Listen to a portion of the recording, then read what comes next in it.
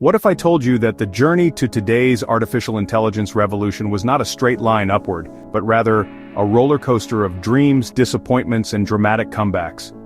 This is the story of how artificial intelligence survived its darkest winters. Our story begins in the summer of 1956 at Dartmouth College. 10 scientists gathered for what would become the founding moment of artificial intelligence as a field. Their proposal to the Rockefeller Foundation was breathtakingly ambitious.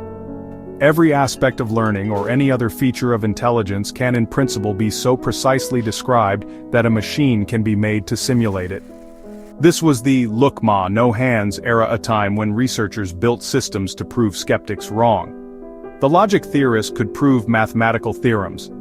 The general problem solver tackled formally specified problems.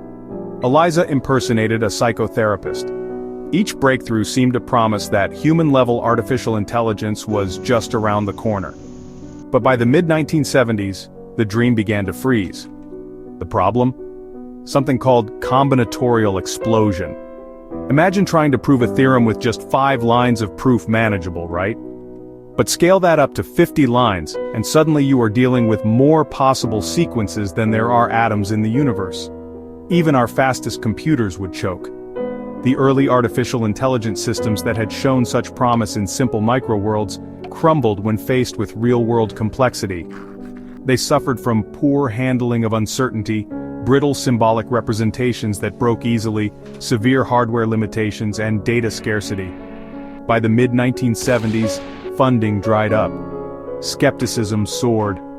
Artificial intelligence had entered what we now call the first artificial intelligence winter.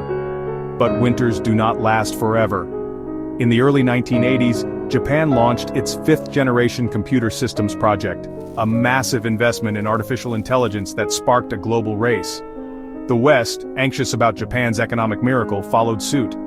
This era belonged to expert systems rule-based programs that captured human expertise. Hundreds were built, promising to revolutionize decision-making in medicine, business, and engineering. Yet by the late 1980s, cracks appeared again. Smaller expert systems provided little benefit.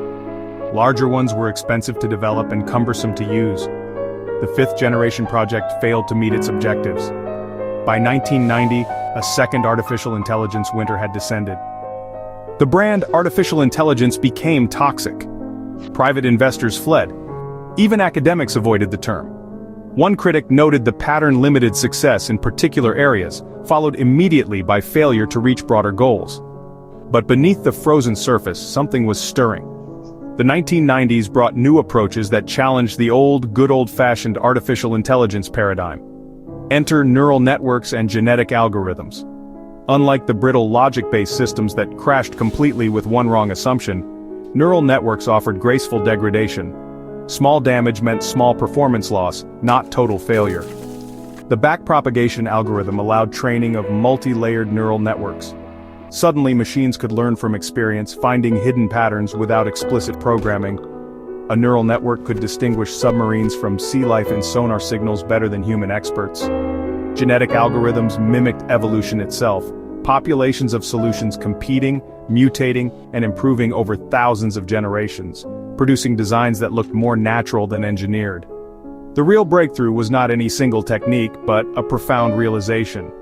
These seemingly different approaches were all approximations of the same mathematical ideal, the perfect Bayesian agent. Artificial intelligence researchers were not competing, they were exploring different shortcuts to the same destination. This understanding united researchers across disciplines. Advances in one field immediately benefited others. Faster computers and big data accelerated progress exponentially. Today, as we stand on the brink of what some call an intelligence explosion, it is worth remembering this history. Each winter taught us valuable lessons. The first showed us the limits of brute force search. The second revealed the brittleness of rigid rule-based thinking. Both taught us humility about the complexity of intelligence itself. The story of artificial intelligence is not one of inevitable progress, but of resilience. Of researchers who kept working through the winters, who found new paths when old ones failed, and who learned that intelligence is not one thing but many, not one approach, but an ecosystem of ideas.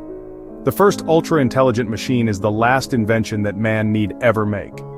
The question now is not whether artificial intelligence will achieve human-level intelligence, but what happens when it does. And perhaps more importantly, have we learned enough from our winters to handle the eternal spring that may follow?